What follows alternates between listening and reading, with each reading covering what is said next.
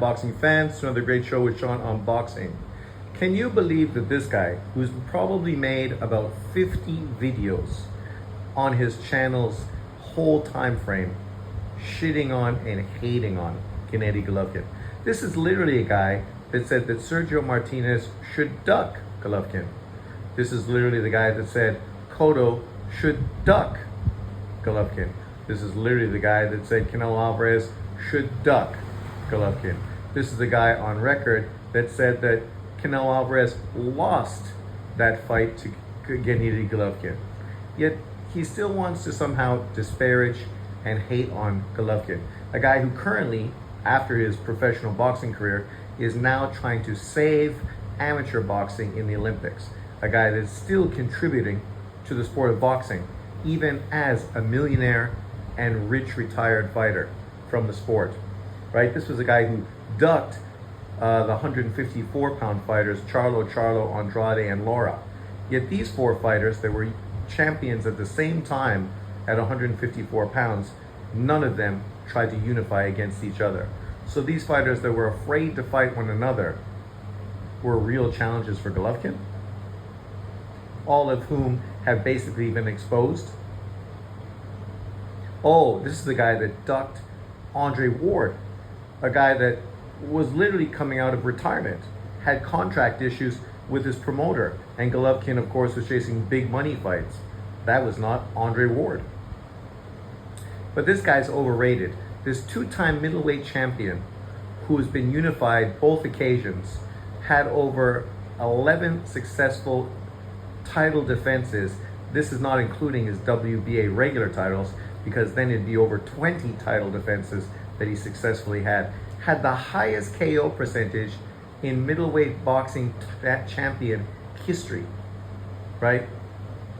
But yet he's overrated, and it was disrespectful to compare him to Hagler and B-Hop. Of course, it's not disrespectful to compare him to Monzon, right? Because of course Monzon's not Black American. But if you compare him to a Black American, that somehow becomes disrespectful. Even though if you had any brain in your fucking small head, you would understand that there was a lot of similarities between Hagler, Golovkin, and B-Hop. All three of them were middleweight champions that really couldn't get big middleweight world title fights. There was no big opponents that were willing to fight them, or there were just no big opponents available to them. So what all three of them did was wait for superstar fighters from lower weight divisions to move up and use those smaller fighters to build up their name. Obviously, Hagler did that by fighting lightweight Roberto Duran, welterweight Tommy Hearns, and welterweight Sugar Ray Leonard, who beat him coming off of 3 years of retirement, right? And he obviously had other losses early on in his career prior to this loss to Leonard. We think about B-Hop, who had previous losses as well, had lost his first career fight as a professional fighter at 175 pounds, went down to 160, ended up getting beat by Roy Jones, only to become a middleweight champion after having a draw the first time he tried to become champion, right? And then only was able to make his name by fighting welterweights Tito Trinidad and Oscar De La Hoya, right? Ended up losing his title to Jermaine Taylor before moving up to 175. Golovkin similarly couldn't get fights with all the middleweight champions during his professional career, who all blatantly ducked him. And many people were okay with that, right? Because it was high risk, low reward. So they blatantly ducked the monster at middleweight, Gennady Golovkin, right? When he finally did get his big opponent, it was after that opponent literally dropped his title to duck Golovkin, Canelo Alvarez.